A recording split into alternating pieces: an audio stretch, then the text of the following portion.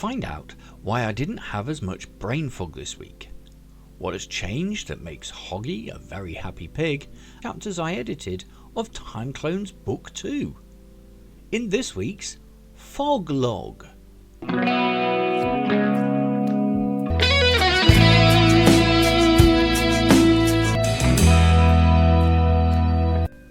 Hello Foggies, and welcome to this week's episode of The Foggy Author. If we haven't met before, my name is Brett Jackson, and I'm an international sci-fi author. This is Hoggy, my trusty pig-shaped timer, and together we write books through the haze of brain fog. The fog has been better this week, and I'm noticing that more sleep and rest is vital for keeping fog at bay. I also heard a rumour that drinking more fluids during the day can help keep your brain watered, which is apparently very good. So I'll be increasing my uptake of fluids this week, especially since the weather is starting to get warmer. I also spent a couple of hours in the garden this week, doing some much needed pruning of a rose bush that's gone a little bit wild and out of control. The time spent carefully pruning gave me a much needed break away from the computer, and it meant that I had a chance to rest my brain for a little, which I actually found quite soothing.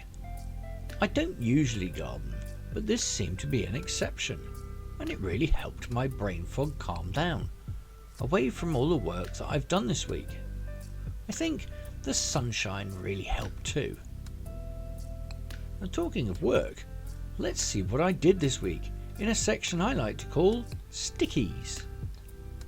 In this week's Stickies, the stickies that advance my career are yellow, and the ones that need doing but don't advance my career are blue. So let's see how many tasks I did this week. So I recorded chapter 27 of Time Clone's Book 1, which is now up on the channel. Hoggy got a new bureau, so I helped him move it into his place, and he also hooked up a second monitor for his laptop, and productivity is great for him now. He no longer suffers with the neck ache he once had looking down at the laptop on the small table, and he can really do loads more stuff now he has two monitors. This got me thinking. I have two monitors, one here, one over there, and I've considered buying an extra wide monitor to replace them, even seeing one or two of my author friends have got them. However, looking at the size of my study and the size of my desk, I think perhaps it's just not big enough. So I'm going to attempt to stack my monitors on top of each other, and I'll let you know how that goes next week. A couple of weeks ago, I was not happy with the music in the Writing Lives, so I fixed it. It just didn't seem to want to work at all originally, but I spent a considerable time this week, and I'm happy to announce that it works. There is now music in the background during the sprint section of the Writing Lives. Yay! Although I've been productive this week, sadly I've not done so many yellows. I've done 1, 2, 3, 4, 5, 6, 7, 8, 9. And anyway, I've done lots and lots of blues.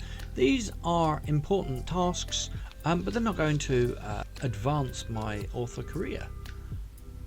This week, Hoggy's been busy too.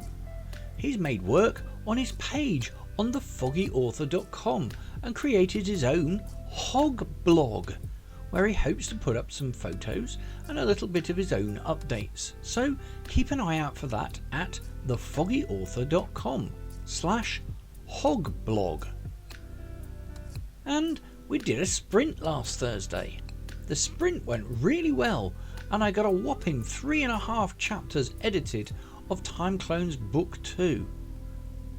Unfortunately, there's no Thursday Writing Live this week, as I'm going to be away for the day, but Hoggy and I hope to see you next week for Writing Lives with Foggy and Hoggy.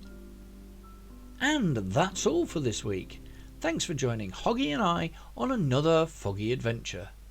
If you enjoyed this episode, don't forget to click the like, subscribe and share it with your fellow Foggies, and we will see you again in the future.